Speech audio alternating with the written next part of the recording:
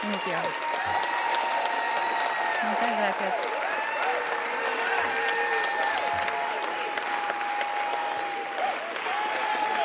Gracias.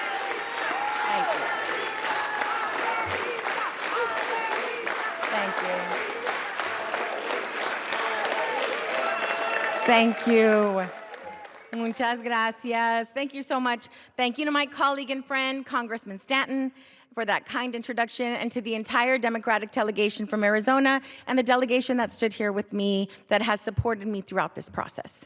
I rise today the proud granddaughter of a bracero, a hardworking Mexican immigrant who came to this country for a better life, and I stand as the proud daughter of a U.S. congressman, a man who spent his entire life fighting for justice, equity, and dignity for the most vulnerable.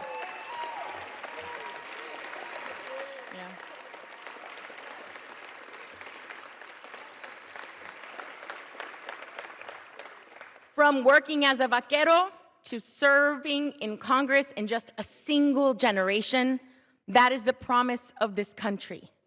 That is the America I want to raise my three beautiful children in, Adelina, Raul, and Joaquin. Stand up, baby. Look at them.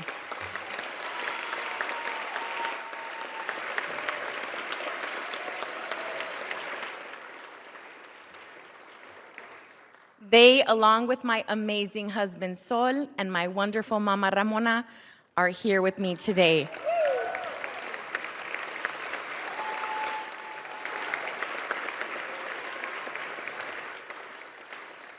Muchas gracias por su apoyo y tu amor. And thank you to la gente of Southern Arizona for making history, electing me the first Latina, the first Chicana from Arizona to ever go to Congress.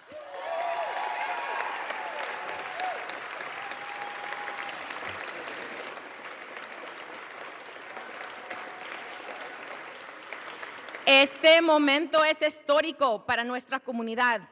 Es un honor ser la primera latina en representar a Arizona en el Congreso y les aseguro que aunque soy la primera, no será la última.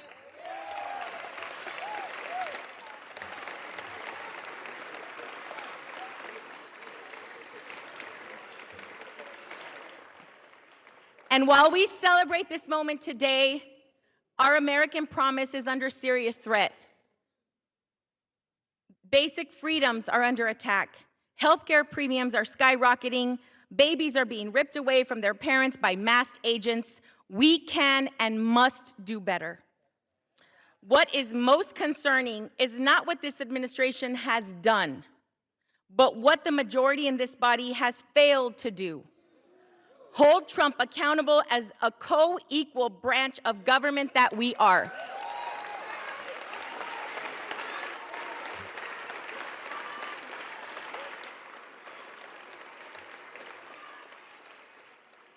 It has been 50 days since the people of Arizona's 7th Congressional District elected me to represent them. 50 days that over 800,000 Arizonans have been left without access to the basic services that every constituent deserves. This is an abuse of power. One individual should not be able to unilaterally obstruct the swearing in of a duly elected member of Congress for political reasons.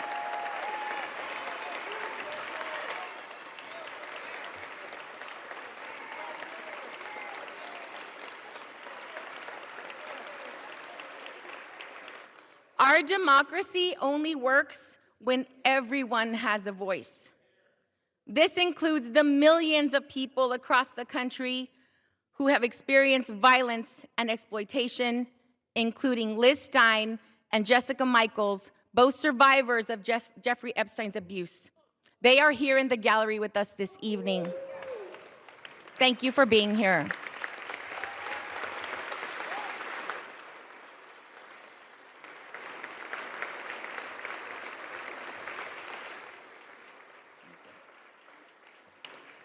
Just this morning, House Democrats released more emails showing that Trump knew more about Epstein's abuses than he previously acknowledged. It's past time for Congress to restore its role as a check and balance on this administration and fight for we, the American people. We need to fight for our immigrant communities and veterans. We need to stand up for our public schools, children, and educators. We need to respect tribal sovereignty in our environment. We need to stand up for LGBTQ+ rights, because that's what the American people expect us to do. Fight for them. That is why I will sign the discharge petition right now to release the Epstein files.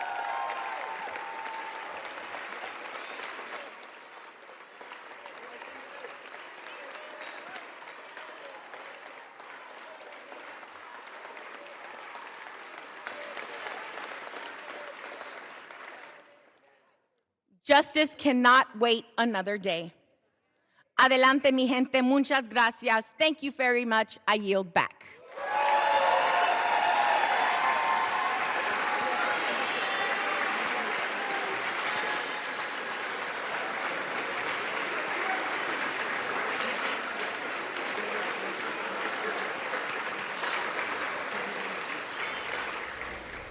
All right, we have been listening to a Democratic Congresswoman, Adelita Grijalva, being sworn in to Congress. It's pretty unusual that we would listen to the entire speech in this kind of a circumstance with a freshman member of Congress. Why are we doing it? She briefly addressed in her speech the survivors, the Epstein survivors, that are apparently in the gallery, remember, surrounding up above the House of Representatives. And Kristen Soltis Anderson, her profile has been elevated because Mike Johnson delayed this. Now, obviously, Republicans don't say it's because of the Epstein files. Adelita Grijalva says, yes, it is. I'm going to sign this discharge petition. It's going to cause a vote on this. I want to make sure that I'm putting this to you in a way that kind of makes sense for how you think about the world.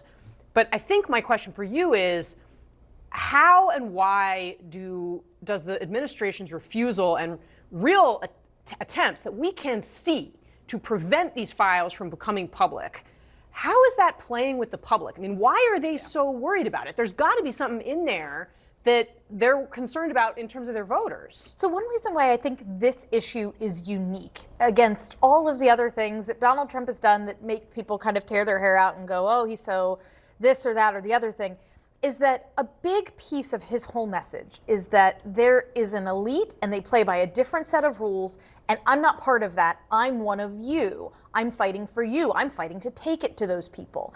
And this story does seem to scramble or confuse that narrative. Now, what I don't know is why there is a belief that the emails we saw today, for instance, I don't think that normally that would cause a blip in the polls.